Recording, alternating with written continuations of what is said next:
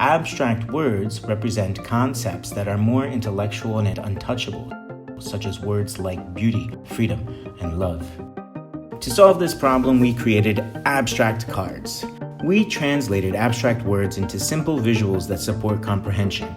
In order to do this, we developed a strategy that centers on autism design requirements that result from the distillation of many peer-reviewed academic articles, as well as via a survey conducted with special education teachers.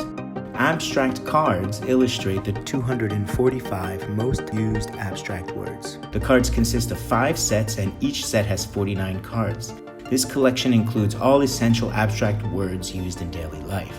With abstract cards, you can easily teach abstract concepts by showing the words in action.